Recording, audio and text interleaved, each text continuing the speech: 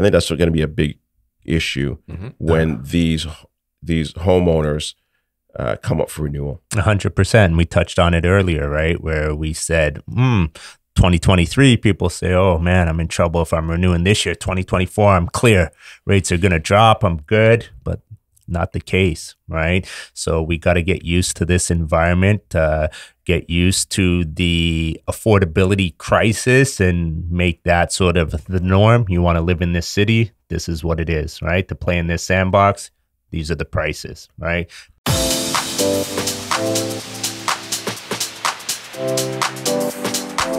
All right, guys.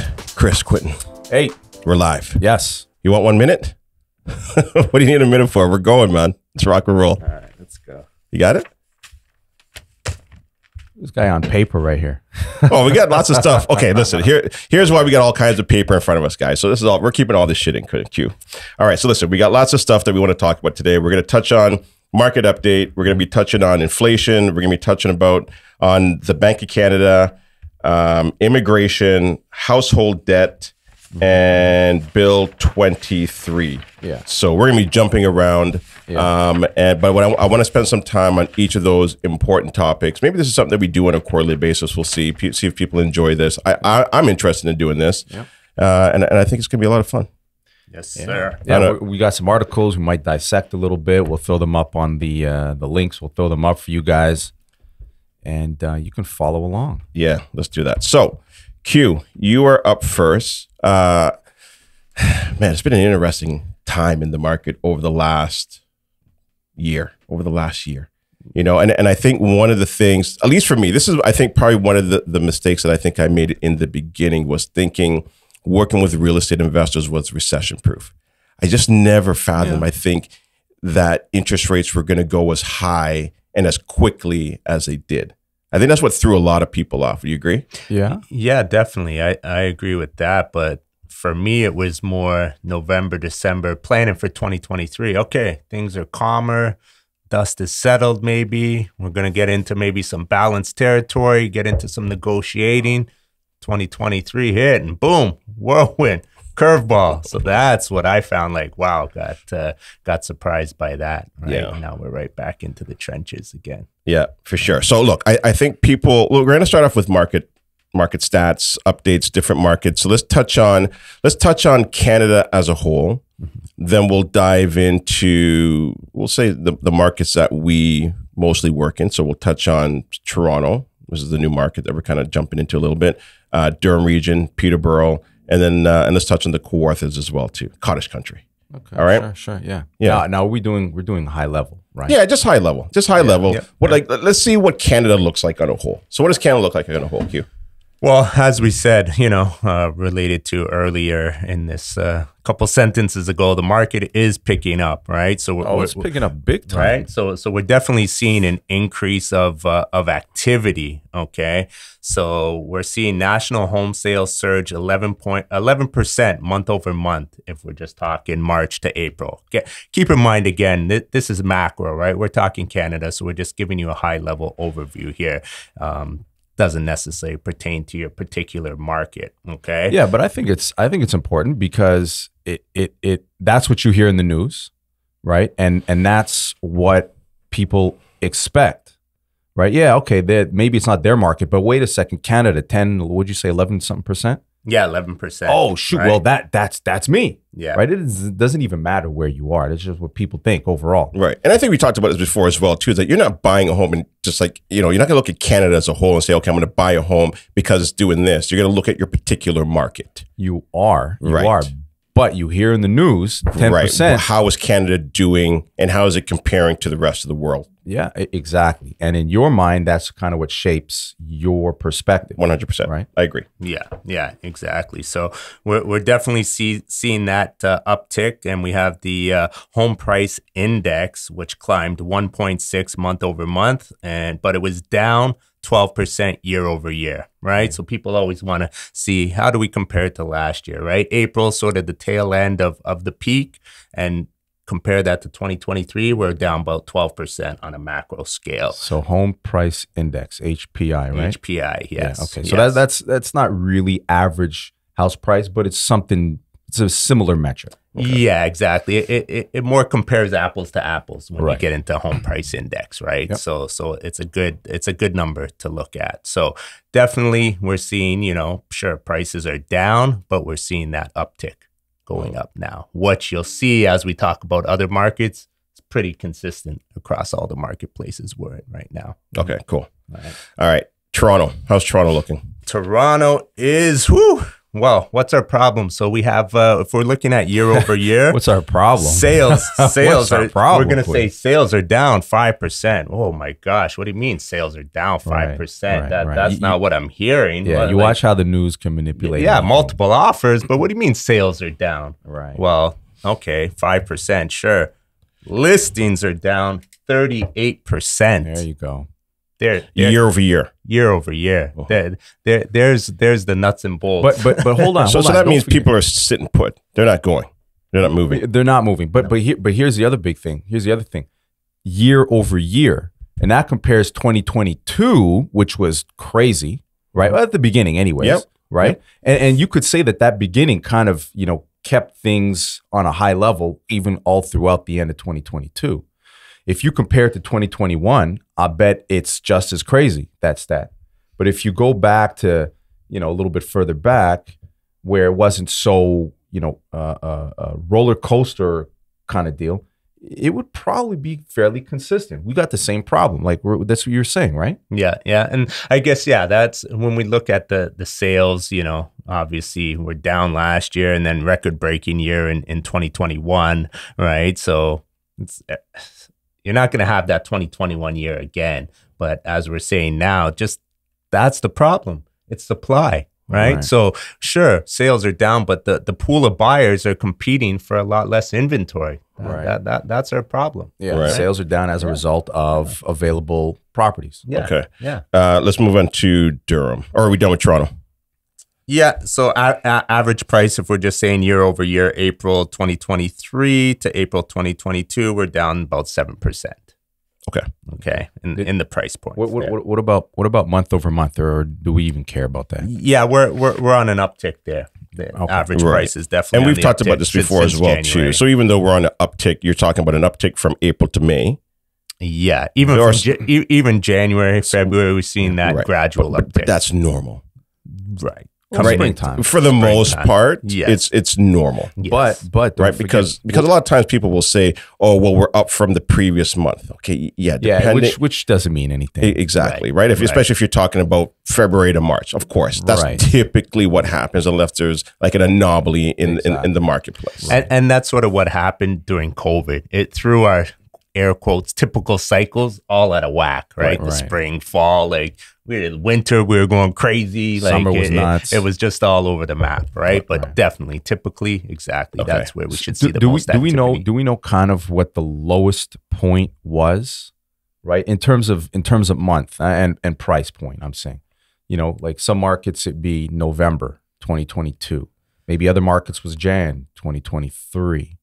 Yeah, I think it would have ranged, if we're generalizing, July to December, anywhere in that 2022 range was That would that's you believe is the softest part. lowest part, and then the prices started going back up at that point? Because I've seen it's a V shape, right? Would you say it's a V shape or a U shape? More of a U, I Really? think, because the rise is a little more gradual, right? Because Okay, coming that's January, when I listed my first property in January, I wasn't expecting multiple offers, right?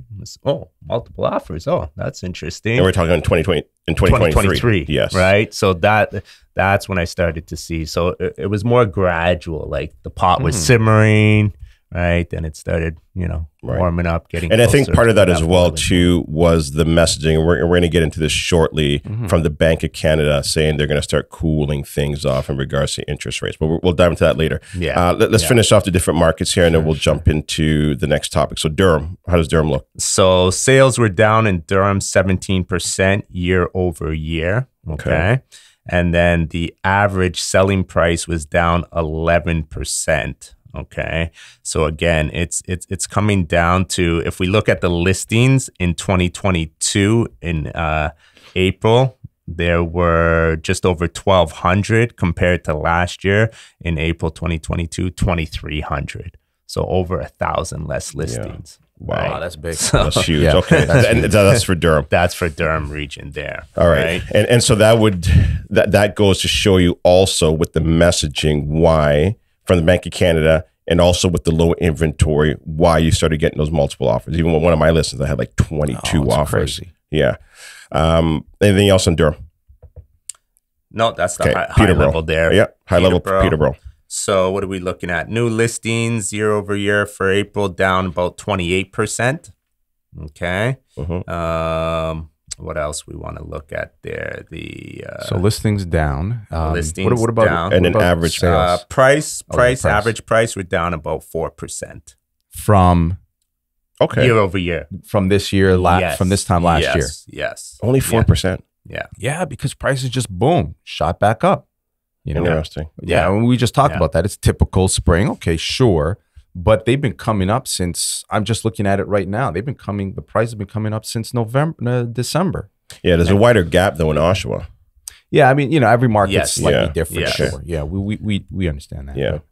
Okay, cool. And then last Kawarthas. Let's see. Kawarthas here, if we're looking at our listings here, down 24% in Kawarthas there.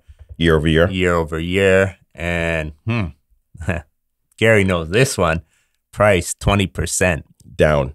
Yeah, there's a lot of cottages that I'm seeing just sitting on the market. You know what I think? And again, this is my thought, and I think also there's a belief behind this as well too, is that there's a lot of investors that went out, bought cottages, seeing the numbers that some of these investors were getting rentals, where they were $500 a night, $600, $700 a night.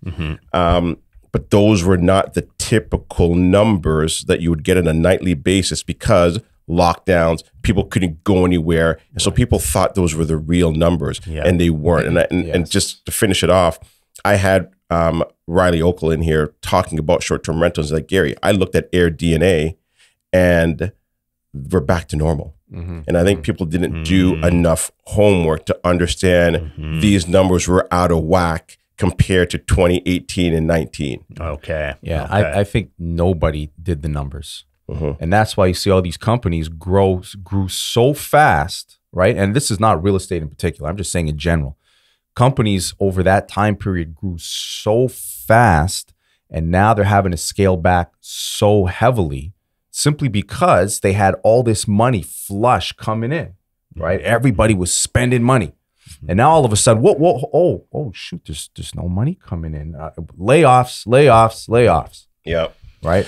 Not the real numbers, in other words. Yeah, exactly. Looking at the incorrect numbers, for sure. And then just one more thing on stats in general here, Gary, is one thing we like to pay attention to is months of inventory. Yes. Right. So if we're looking between these marketplaces that we're discussing here, we're 1.2 to maybe 2.5, right? So we're still in a seller's market. Territory all day long. Right. And so what's a balanced market for somebody listening who doesn't know? Balance, you start 4 getting to into 6 months. 4 to 6 months. Okay. Right. So basically, if we had no other homes hit the market, we would be done with our inventory between 1 and maybe 2.5 months in these different marketplaces. Leave a lot of buyers in the lurch. Right. Yeah.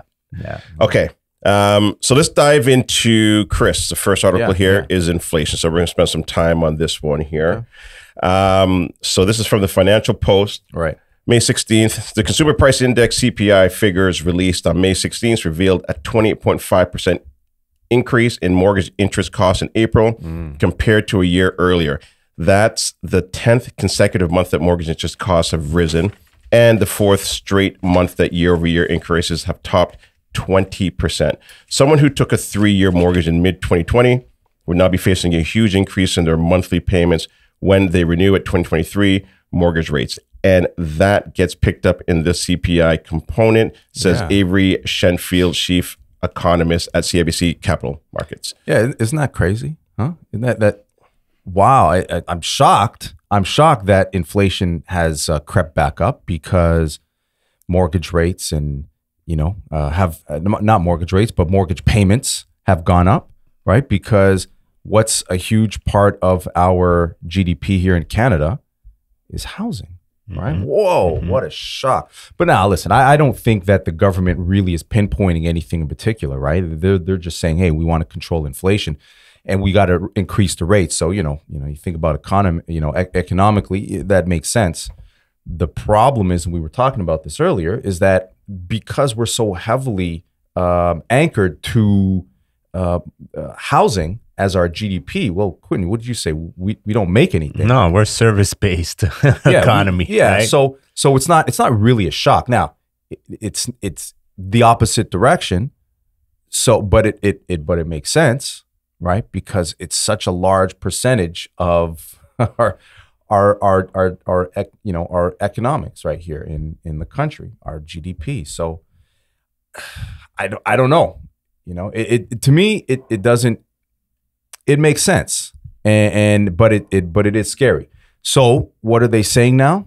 I mean, the next thing you can say is, well, whoa, wait a second. They are thinking again of another quarter point, right? You guys, yes, right? You heard that. What did inflation do? Do we know? Do we have those numbers? 4.4. Yeah. So up from 4.3 to 4.4 month over month. Right. Yeah.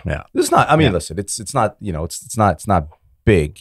I mean, I guess overall it's big. But I think the concern is if somebody's looking at this. Look, a lot of people are looking at inflation.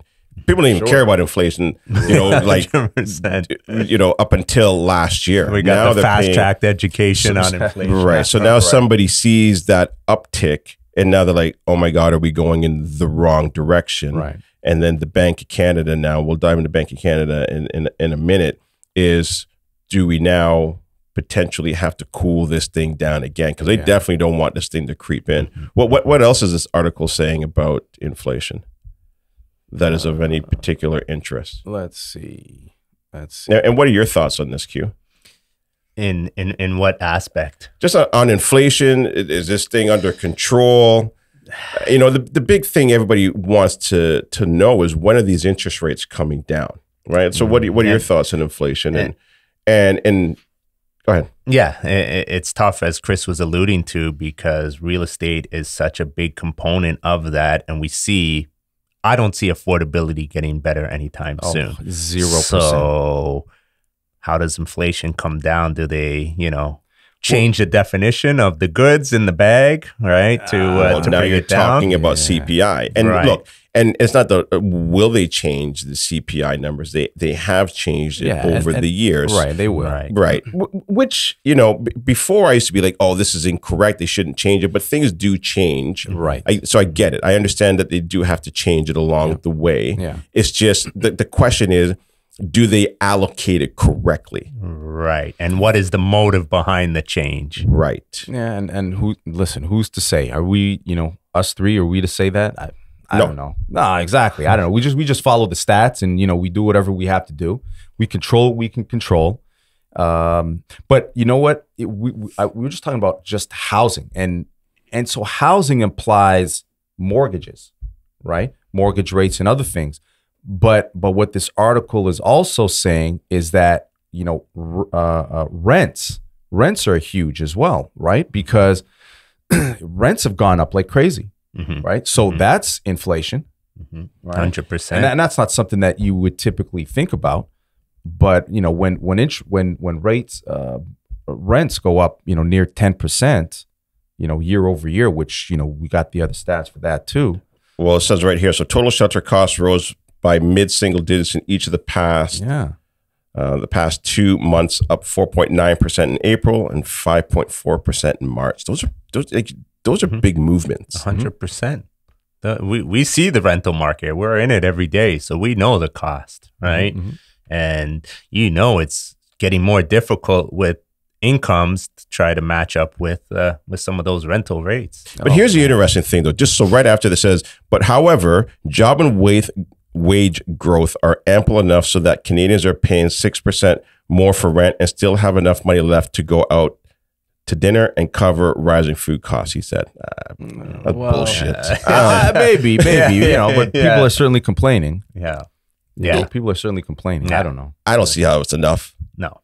No, there's no going out. It's throw on their Netflix and maybe order Skip the Dishes. That's their You know what the night out. craziest part about Skip the Dishes is though, and Uber Eats and whatever, fast food, let's call it, sounds cheap. Wow, inexpensive, right?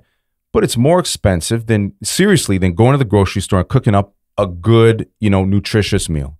I mean, realistically, you get Skip the Dishes, you get already, I can't say the quality of the food. That doesn't even matter, but it's expensive. You got to pay the delivery and so forth, but you think you're saving $1. But in all honesty, when you go to the store and you can buy something and cook, 5 full meals for the same money that you can spend to go to, name your place. I don't know, man. It's just basic math to me. But I still don't understand how Uber Eats and Skip the Dishes and all that stuff just keeps going crazy, blowing up. How are they making so much money? You know what I mean? Well, I think part of it as well too is that people that owned homes over the last couple of years, depending on how long they've been in it, now also have newfound wealth that they could be eating into. Yes. Today, that's correct. They could. Right? So they're eating into it. There was a significant increase, right? And that's probably part of it. Okay, anything else on this before we wrap it up and move on to the Bank of Canada? I think inflation's pretty cut and dry right now. We just saw the news say it's gone up, and no wonder why.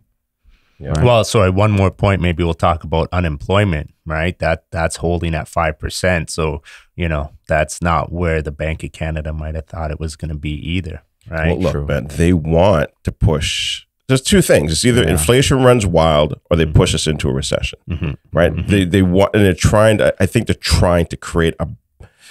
They keep talking about they want a mild recession, and so they're playing with the levers, but that's where they're trying to push us into. Yeah. And with those numbers, it's not really going the way they thought it would. A little stronger, right? Right. Okay. So then that leads us into our next article, which is the Bank of Canada. So Q, I'll pass this one over to you, which is from the Globe and Mail. Globe and Mail. All right. And the title of this one here is Canadians should not expect Bank of Canada to return to low rates, McClem says. Yeah. So obviously, I think we've got acclimatized to this low rate environment over the last 10 plus years. And he's just sort of preparing people that think maybe, hey, like the ones who renew this year, oh man, they're in trouble. They got to renew at 5%. But those in 2024, people thought, I'm golden. I'll be renewing at 3%. Maybe not, based on this article right here. Right, this might be more of the norm. Are we gonna settle around 4 or 5% in that sort of range for fixed interest rates? Time will tell. Right. I know my first one was 6.25%. Right, the first mortgage I ever got. Right, so people have just been acclimatized to this low environment, and he's trying to allude to the fact that this isn't going to be the case. Right, although.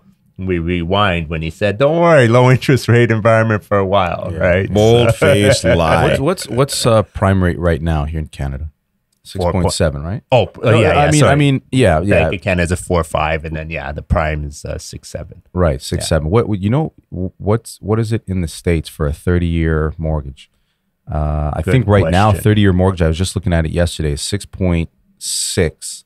6.625 anyways. Maybe that's an average. I don't know. Right. But that's near 7%, right? Where are we for a typical 5-year, 30-year, or 25-year amortization, I guess? 5.5 on a fixed? Yeah. Maybe something like that. I don't know. Maybe it's somewhere, maybe 5%, 5.5. But yeah, the States are way ahead of us. Right. And if they go up again, what happens? We still got to consider doing the same thing. Right. Yeah. I mean, that's the big brother. We're tied fairly close to them. I mean, they've got a larger economy than we do.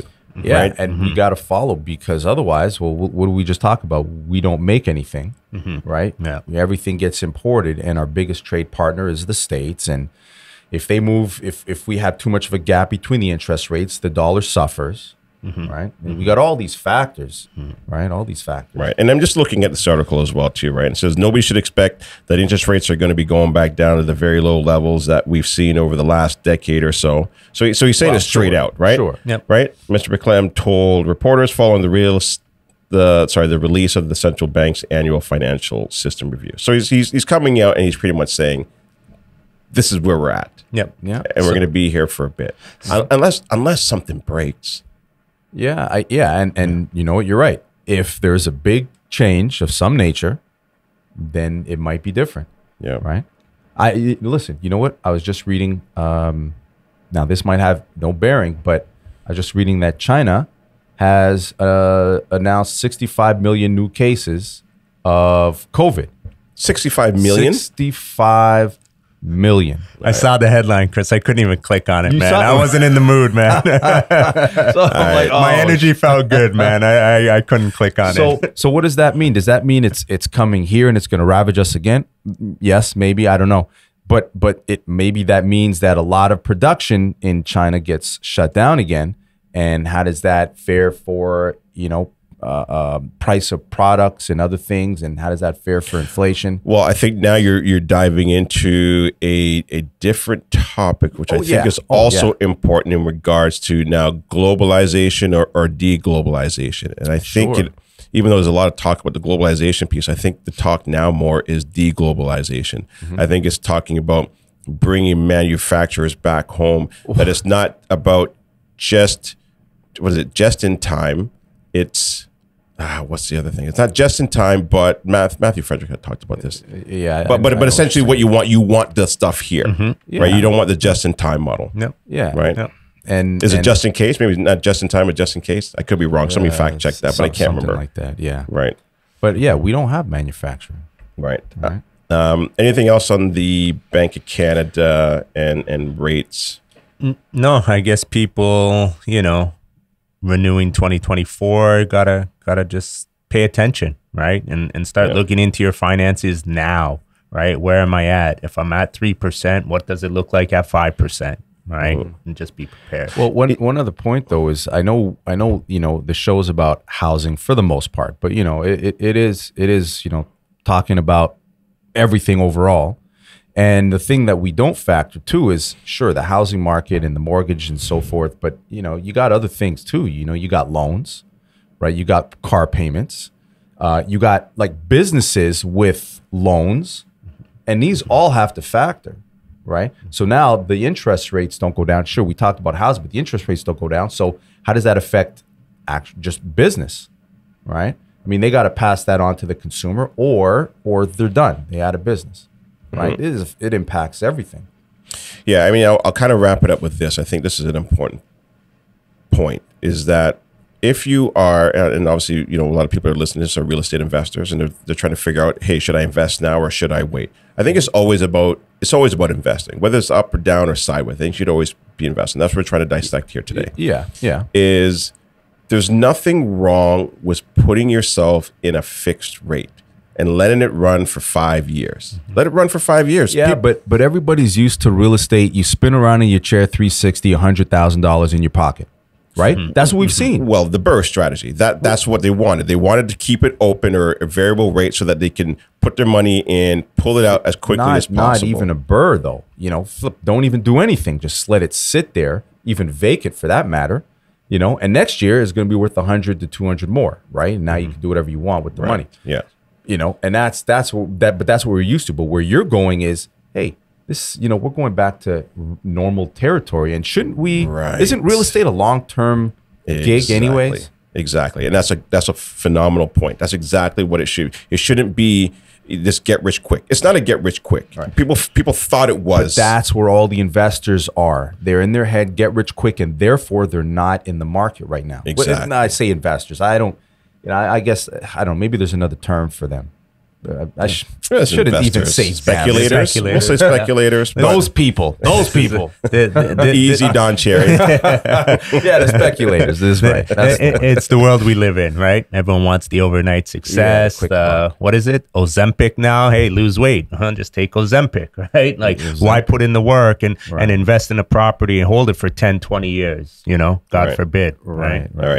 All right, cool. So we're good with that one. Let's dive into immigration, Chris. This is an article from the National Post. Yeah. Let me touch on a couple points here, and then I'll pass over to you. So, Liberal immigration plan envisions steadily increasing immigration levels over the next few years, rising to 500,000 new permanent residents entering the country by 2025. Those are some big numbers. Yeah, it is. And that's a big departure from where it was just years ago, right? And years ago, even, it was pretty big, 350,000-ish. And even, what was it, last year? I think it was 450, something like that. But that doesn't count all of the non-permanents either, right? Like, I mean, this article is just talking about permanent residents, which is fine. And, you can understand what the Liberal government is trying to do. Again, it's the same thing. They're just trying to bolster the economy, right? Bolster the GDP by bringing in more people, because we're not having enough kids to keep the population growing. So you're bringing new people. You're bringing people with education and so forth, right? And a working force, and then absolutely, the working force. And then what happens is 3 years down the line, give or take, they're out buying a house. And what does that do? That spurs the economy, right? Like, housing is so central. You buy a house, look what happens, right? You get the realtors, you get the brokers, the mortgage brokers, you get Home Depot, right? You get all the contractors, you get the lawyers, right? Shoot, you get the city, because the city's making more money now, right, in taxes. You get the roofers. Shoot, I mean, we can go on and on. Like, everything revolves around housing. So why not bring in more people? Why not bring in people, like you said, with jobs, and they can bolster the job market, and now you've got your whole economy just steaming ahead, because, well, going back, we don't make anything, we don't build anything, we're service, right? And we do have an aging population, which I think people don't pay attention to. Aging population, we're only doing 1.2, I think, 1 point something kids. It's less than 2 kids per couple, right? And so and more people are dying than births. So what do you got to do? You got to bring in more people. That was China's issue, right? They had the one kid, and now their population was right. I think they stopped that. Now they can have I don't know how many kids you can have. No, but I don't think there is a limit on it anymore. Yeah, but again, you know what happens is most first world countries, they end up with, most rich countries, they end up with a small number of kids per couple, for the most part, right? Because you got other things to do, right? And anyways, long story short is this is the plan. This is where it is, and the numbers are going to go up to 500,000 permanent residents. It's suggesting by 2025, but I could have sworn it was earlier than that. Yeah, I think in the article here it says immigrant entering Canada next year to 465. After that, 485,000. And then we're going to 500,000 in 2025. At least that's from Sean Fraser's office, who's the immigration minister. Right. So I don't know. Now, he didn't say that. No, his department said that. Yeah. So now he can blame that on a lackey. But I think that's where we're probably going most likely anyway. Oh yeah, 100%. Now back to the housing issue. How's our supply going to catch up? But see, the government does one thing. One hand does one thing, the other hand does another thing. It's fantastic. You paint a magical picture, because Canada's a magical place. You paint a magical picture, and you come, and where you living? Right, you're living in a hotel, a motel, Holiday Inn. You're on the streets, right? So, like, how don't we see that? They're sold a bag of milk and honey. It's so crazy, It's just I don't know. Do you think? Here's what I think. I think we're on the precipice. I think we're on the cusp. I was going to say, right? We're on the cusp. Yeah. We're on the cusp of, I believe, where the next generation coming up will look at the previous generation and say, wow, you guys are lucky you had real estate in Toronto or close to Toronto. Probably. You wouldn't go to Manhattan and say, this is unfair. Right. Why can't I buy a house in Manhattan? You just missed that boat. It's not like you can't buy a house. You can go to Belleville. Right. You go to Belleville and buy a house. You can go to Petawawa and go buy a house. There's just places where you can buy a house, but most people want to buy close to the hub. So the mindset has to tweak and say, there's nothing wrong with renting. I'm living in the city I want to live in. There's nothing wrong with renting. I got shelter. I'm comfortable. My family's good. So that's the mindset where everything in the media, oh, your kids won't be able to own. Well, maybe that mindset has to switch. Right. Where it feels like as if it's a right. Like, this is my right to own a home. Right.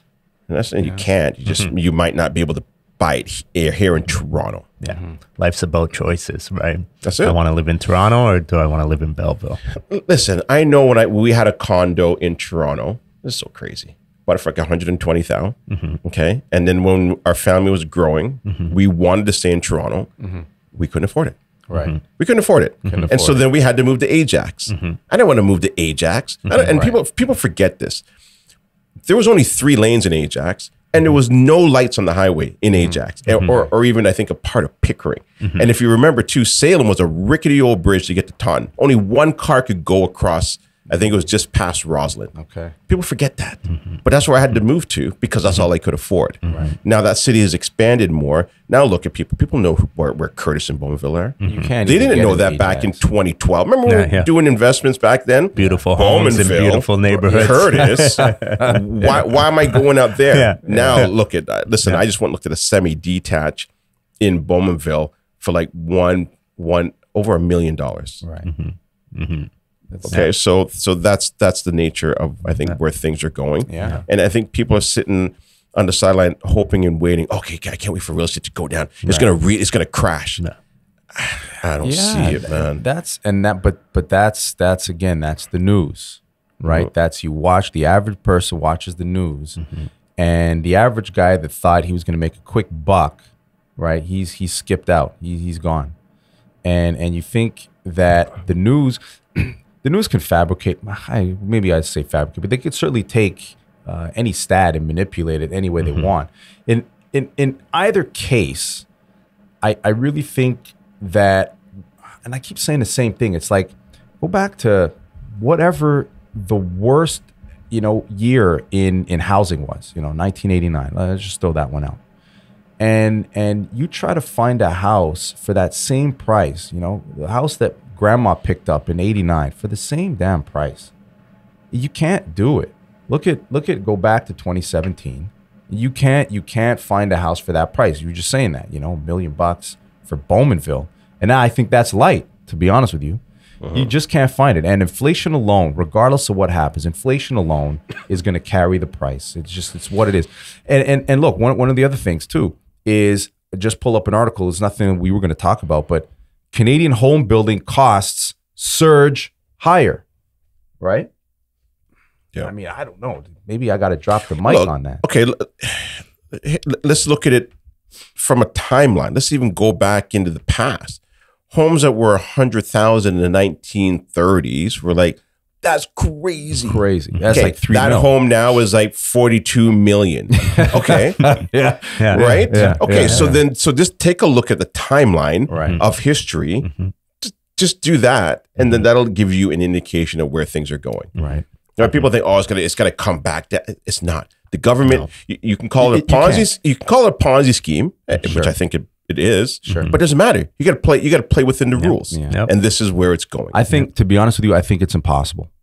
I think it is at 100% impossible for prices to back up more than maybe 10 years, right? Affordable housing, there's no such thing. Look, this is one of the reasons why the banks will lend up to what? Well, they even do 95% with insurance. Right. But typically they'll say, okay, we won't do with insurance, which is CMHC, 80%, for 80%. Right. Because they don't want to see that market drop less than 20%. Yeah, but I don't even think it's possible. I mean, look at we were just talking about deflation earlier, right? And you were saying technology, right? As technology increases, speeds and so forth, things should deflate, right? In terms of, and they should, of course, technology, efficiencies, but everything else goes up, right? Look at costs of doing anything, right? Look at costs of, you just go to Home Depot, right? Everything in Home Depot is way up in price. Think about just wages overall, right? Every union is out there picketing because they feel that they're not making enough money. Wages are going up. How is it possible that a house is going to cost you less to build today than it will or than it did yesterday? Yeah. Right. I think right now we're just going through this transition of where the interest rates are where they are, and I think they're going to be there for a while. And Chris, you say this all the time. Listen, man, every year we've bought homes that have been too expensive. Every year. Go to 2012, 2014, 2016. Every year. It's like, these numbers don't make sense. Yeah. I guarantee we're going to have the same conversation in 2030. Yeah. Right? Yeah. We're going to be with more gray hair saying the same shit. Chris's vinyl is getting worn out because he's playing that record over and over, man. All right. Anything else on this topic here before we move on? I think we beat that one up. I think we've all beat that one up. All right. Let's touch on the next one, Quentin, here, which is household debt. This is an article in CBC, May 23rd. Canadian households are more in debt than those in any other G7 country, and the amount they owe is now more than the value of the country's entire economy. Let me just finish off with this here. So variable rate mortgage holders have felt the pinch of higher interest rates immediately, but the central banks warned that fixed rate holders should brace for a similar impact when they renew in the coming years. I think that's going to be a big issue when these homeowners come up for renewal. 100%. We touched on it earlier, right? Where we said, 2023, people say, oh man, I'm in trouble if I'm renewing this year. 2024, I'm clear. Rates are going to drop. I'm good. But not the case, right? So we got to get used to this environment, get used to the affordability crisis and make that sort of the norm. You want to live in this city, this is what it is, right? To play in this sandbox, these are the prices, right? So that mindset has to adjust. In terms of the debt stuff, my opinion, there's going to be a lot of pain. All right. People got used to what you guys referred to earlier, taking money out the house like it's an ATM machine, not necessarily investing, spending. Oh, this kitchen's old. This bathroom needs to be renovated. And car in the driveway, that's a little old. Oh, Let me get a new one while I'm at it. That new hot whip. Yeah. So I think people are going to feel the pinch. The banks and the mortgage side, I'm not too concerned. But what about those unsecured line of credits? What about all those debts now? People are getting by on maybe tapping into those line of credits because as we always say, there's more month than money for a lot of people, right? And I think we're going to see a lot more pain. I think we're going to see people that were in the middle slide down. I think the middle is going to get squeezed. We're going to have the haves and have-nots. Yeah, I think the middle class is always getting squeezed. Yeah, I think that happens as time moves on. Well, sure. And I think the only thing that saves them from time to time, well, I know because I was in it, is their home, if they have a home, because you can then tap into that equity and then bury some of your debt. Well, look what it says right here. It says CMHC report noted that 3/4 of Canadian household debt is tied to mortgages, right? Yeah, that's great. So 3/4 of Canadian household debt is tied to mortgages. Yeah, so it's big. So that will be an issue, like we said, on renewals. Right now, everybody's good. It's the renewals, right? So this hasn't played out yet. We're not in no crisis right now. It's just warming up. So let's see what the next 18 to 24 months look like. Yeah, are we expecting? I don't know if there's anything out there. I'm sure there is, or if you guys can look into it. What the summer even looks like.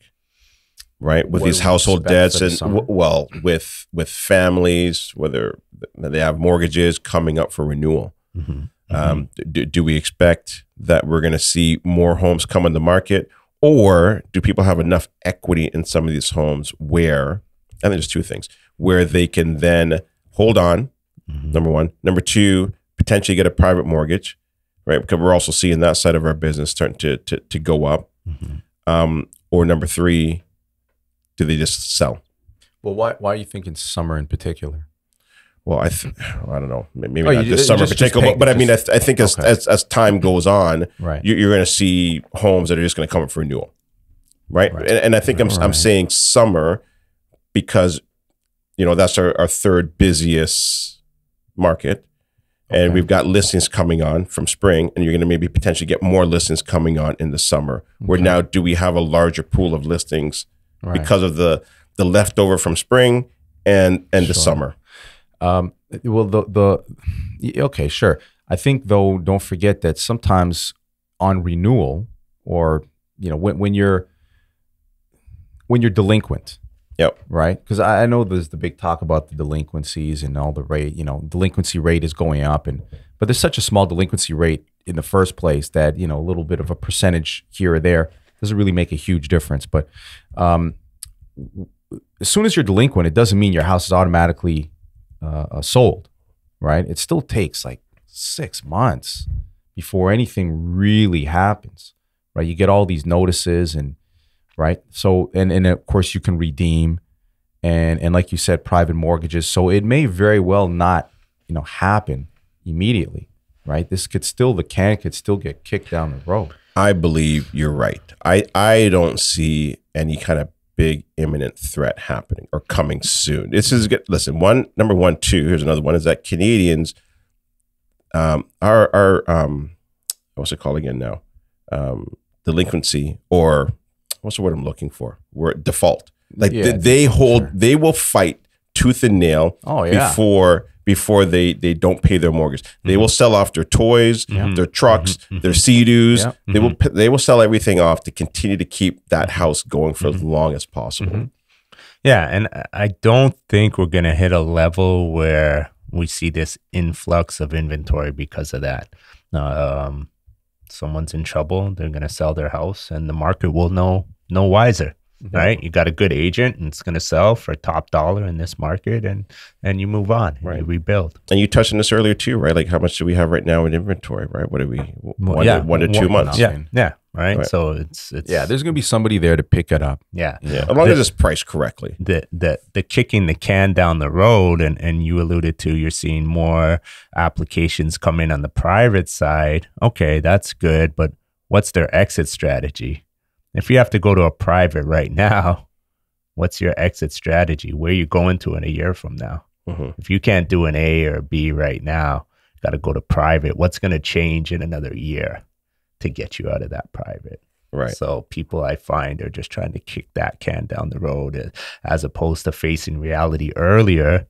Let me just sell, regroup, and then see if I can move further out or get back into the market other ways. Well, I think people are they're praying, right? They're praying these interest rates are going to come back down. Yeah.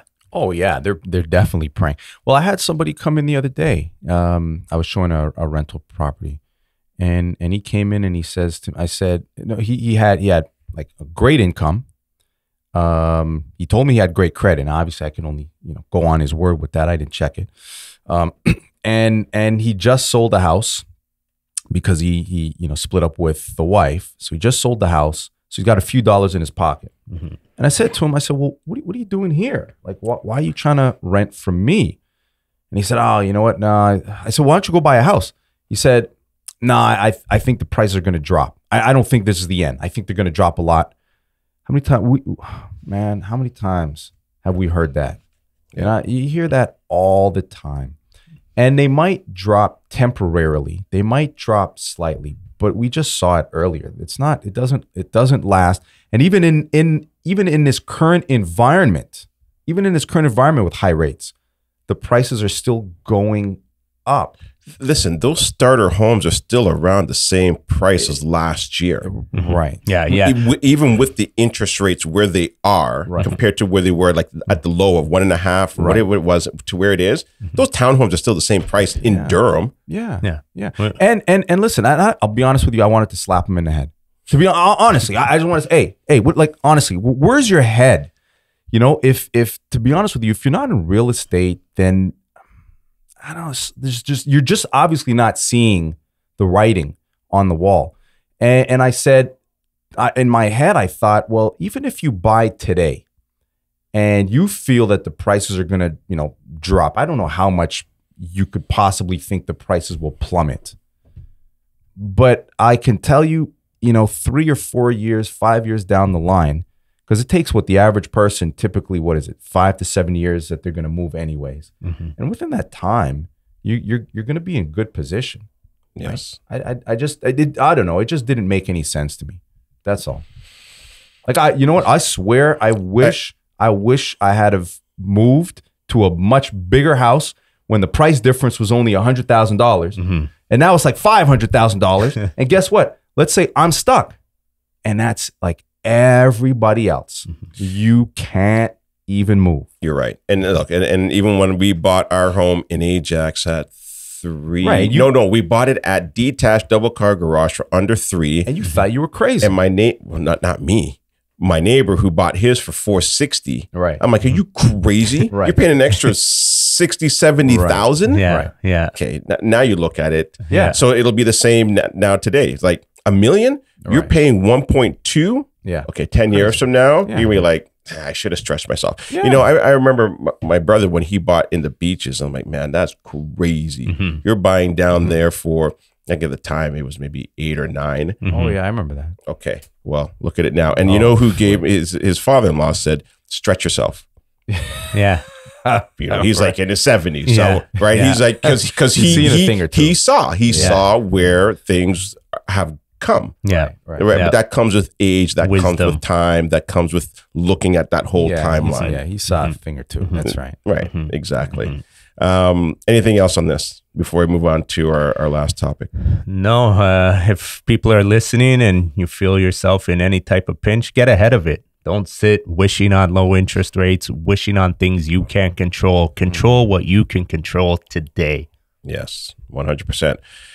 Mr. Hummel, Bill 23 in multiplexes is an article from CBC. Yeah. So housing advocates have welcomed a recent Toronto Council decision to allow construction of multiplexes across city neighborhoods, which had been dominated by single-family homes in Toronto. Multiplexes are defined as low-rise housing containing 2 to 4 units within a single building. Yeah. What are your thoughts on this? And essentially, this is Bill 23. Yeah, Bill 20. I love it, man. I think it's fantastic. But I don't love it for the reason that they're purporting. I like it because it makes sense to me. I look at other cities that are older than Toronto, and Toronto's like honestly, in the grand scheme of things, it's a new city, mm-hmm. and because of that, there's a lot of single family homes, and they weren't even thinking density at the time. And Toronto only became the economic powerhouse of Canada in like the late 70s, early 80s. Before that, it was always Montreal. And if you go to Montreal, you'll see in the downtown core, you'll see in the plateau, you'll see in Côte-des-Neiges and those areas that first came out. To be honest with you, I could go on about the neighborhoods over there. There are no single family homes. For the most part, they're all multis. They're all rows of 2 and 3 multi-unit properties. Those are the ones, if you guys go to Montreal, those are the ones with the metal spiral staircases or the metal staircase that look treacherous in the wintertime. Yeah, but it made sense because that was the economic powerhouse of Canada at the time. So it was dense, and they understood that. So those buildings are 100, 150 years old. Some of them probably about 100 or so. Now you move to Toronto and you look and you go, whoa, wait, how come there's so many single family homes? Well, because there wasn't much need for any further density at the time, and it just, that stock of old homes hasn't changed, and we got so many more people coming in that I love that they're transitioning to this, but I find that it's not what it's purported to be. I think this is supposed to be the savior of affordable housing. I think that's what it's supposed to sound like, but affordable housing is just a little soundbite. It doesn't even exist. It's just something that the politicians will say. Hey, listen, no knock against Ford or anybody else. I'm just saying, it sounds great. I'm for affordable housing, but it's impossible. There's no such thing anymore, right? We look at rents, right? Rents are going up. Wages are going up. Price to build is going up. You think a developer is going to come in here and build these properties and lose money? right? Because, oh, he's got a heart in it. Nah, come on, man. So anyways, but I like this because you can tear down a house or you can add to, up to 4 units now. So I really like that. But my thought is this, and this is exactly what the article says, is that this is basically for the first wave of people, because, you build it and you own it. This is great, but you still got to rent it. And what else did it say here? It said, questions remain to how much new housing will actually emerge from this policy change and how affordable it will be. But putting more housing on an existing lot could, I say will, drive up the value of the land below. We all know that you're not buying a house when you're buying property. You're buying the land. You take a piece of trash out in, broken down piece of trash out and name your place out in Timbuktu, and you put it in downtown Toronto.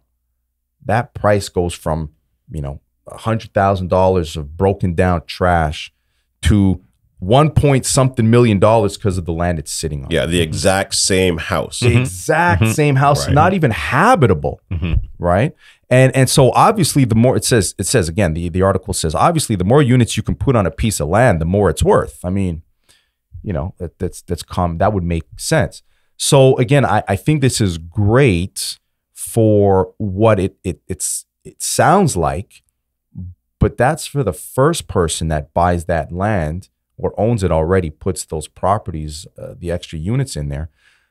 But once you sell it, it's like, like you're talking about Manhattan, it's like you can't buy that, right? You can't rent that now, right? I mean, it's just, I think it sounds great and I like it, but I don't think it's going to do what it's quote unquote supposed to do. Right. Yeah. It's just going to take too long.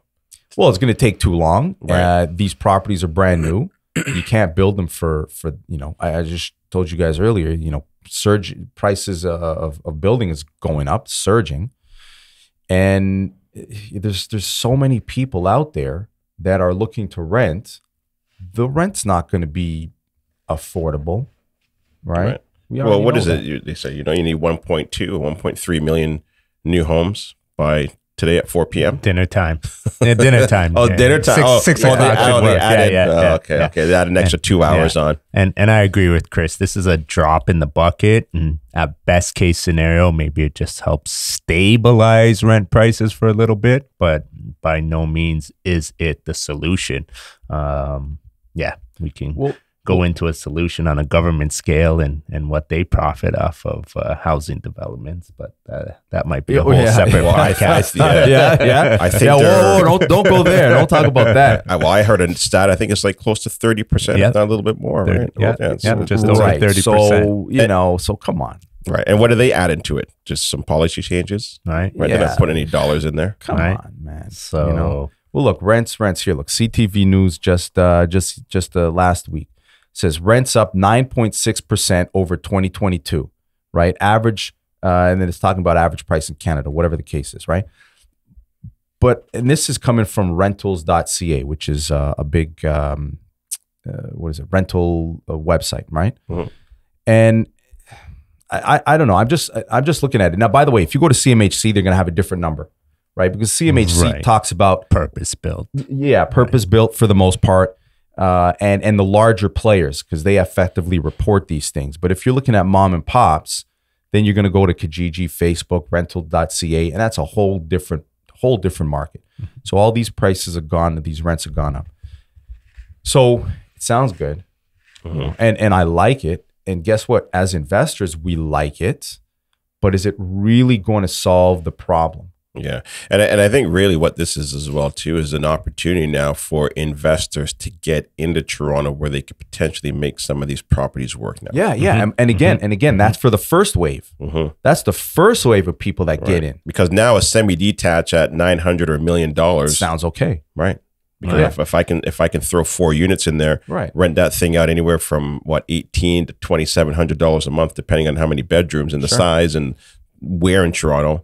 Okay, hey, I can maybe make those numbers work. Right. But again, what does it come down to? What we said at the beginning. These are investors investing this for the long play. What Chris just said, once those people get in, you think they're selling those? That's a long You can't play. Yeah, and then you can't Right. buy those even if you wanted to. I mean, if like affordably, you can't buy that. And can the government or someone define affordable for me? This is the hottest buzzword, but we're gonna create, the developer has to have X amount of affordable units. What is that? Oh, market rents. Oh, well, is market rents currently affordable? Like, I need some clarity. Someone help me with that. Yeah. that And when was the last time definition. they even built apartment buildings? Anyways, is there really want some affordable? I mean, for in a large scale, right? In Right. a large Yeah, scale. one-offs here and there. Right. Yeah. All right, guys, listen. I think this was a great podcast. I enjoyed it. I think maybe something. Hold on. What, is there something else? No, it's just this is all doom and gloom. No. Well, we're gonna finish off with our final thoughts. Okay. Yeah. Thanks, all. Have a great day. Crush these people. Final thoughts. All right, Chris. We'll start with you. So it sounds doom and gloom, but it's not. It's not. I think what we're really doing is highlighting some articles, going through it. Now let's give our spin on it and what your thoughts are. And I think we kind of did sprinkle it throughout the podcast. Yeah, I think we're building a case for taking action, buying real estate. I don't know what else you hear out of that, right? I mean, there's a little bit of doom and gloom in the news, as there always is. But I think we're just building a case for, hey, like, get in now. Like, well, what are you thinking? Right? If you're not calling us to get in now, then I don't know what you're thinking, right? Yeah. In any event, that's kind of what my thoughts are. Again, just going back to my guy, the rental who came in, and that's what I really wanted to tell him. So don't wait to buy real estate. Buy real estate and wait. Yeah, right? like why are you renting from me? Yeah. When you can do it, right? Yeah. Because they're expecting that doom and gloom, that big one where the market's going to crash, and now they can finally get in at the right price. Okay, Yeah. what is that? So let's go back to Chris's 1989 analogy. The right price at what? 20% interest rates? Like, All right. I don't get it. People weren't buying because prices were too high when they can get 2% mortgages, and now the rates went up. Oh, no. The rates are too high. Yeah. What is it? Exactly. So I don't know. I guess do whatever you want to do. You Yeah. know? I mean, realistically, do whatever you want to do. But I still contend that real estate is a pretty good place to be, and if you haven't already, or if you are thinking about it, I just think take some action, do some research, have a little look, talk to people who know, and take some action. That's all. Yeah. Q. I sleep like a baby with my money in the bricks, right? So I like my money in housing, and makes me sleep good at night. I think people have to understand what they can control in their life and control that. Don't get caught up in the hype, this, that, he said, she said, negative media. Look at your own situation, understand what you can control. If you need education in a certain area, go out, take action, put the onus on your shoulders. The government, this bill, that is not going to bail you out of any situation, lower interest rates. You got to take control of your future. So don't live with regret, take action, and be responsible for your own life. I agree with that. And I'll wrap it up with this. I think just really kind of echoing what you guys have said, buy real estate. I think it's the best hedge against inflation. I've said this before too. I think multiple skills is another great hedge against inflation. You get multiple skills by diving into something new that you haven't done before, Right. and doing it with a team that can help you. Number two, don't keep your money in the bank. That's the worst place to keep it, especially when inflation is raging the way that it's raging. That's the worst place to keep it, or under your pillow, or under the bed. Yeah. And don't get caught up in the stats and the reports and the data. Those are all snapshots in the past, right? And here's a great example. 2017, I see all the different reports, and they're scary. They're good. Like, oh my God, look at how high this report is, and look at how much money they've printed, and look at all these things. Okay, fine. You look at all those data. Okay, and it's supposed to correct now. It's got to correct now. It's got to correct now. Take a look at 2017. Great example. All the experts were saying this, and people who didn't know anything said that. But 2017, what happened? Kathleen Wynne came up with that foreign tax. Nobody saw that coming, unless you were beside her, or unless you were in her cabinet and you knew that was coming. Outside of that, that's a change in the future that you had no idea was going to happen, that impacted real estate. So don't get caught up in looking at data and reports and stats. Yes, they're cool to look at. Yes, they kind of give you some indication. but I've studied and listened to many experts, and lots of them are wrong, and they don't get it right. Sure. You know what? Go back to 2020. You know, everything that came out was wrong. Yes. Right. In fact, you know what? Go back to last year in 2022. Everything they said was wrong. All the experts. Yeah. Exactly. So, whatever. Right. So keep it simple. Keep it simple. Get into real estate. Hold some hard assets. And I think this is the best way to hedge inflation and to create wealth for yourself, your family, and maybe you bring your friends along with you. Yeah. And don't forget too, guys, and I don't know, Gary, you've been saying this now, you know, selling is not failing. And if you find yourself in a pinch and you're holding real estate, well, I don't know. I'm just putting two and two together. You know, you've had it for a little while. You let it go. Right. If it's not working anymore for you. Right. I sold one of my properties. It was a single family home. It was a great property when I first bought it. Sold it. Bit of tears from on the wife's side. It was a bit of emotion. But we know now, we have new experience now that we can put that money to better use. Put it to better use. And I mean, maybe not for you, but you can bail yourself out if you're in a pinch. And you can't do that if your money was sitting in the bank. Exactly. Get ahead of the curve. That's Exactly. it. Don't call us too late. Call us early. Exactly. Selling is not failing. Yes. All right, guys. This is an awesome podcast. We'll do this again. And hope everybody enjoyed the show. And I will talk to you guys next week. Take care. Bye. Take care.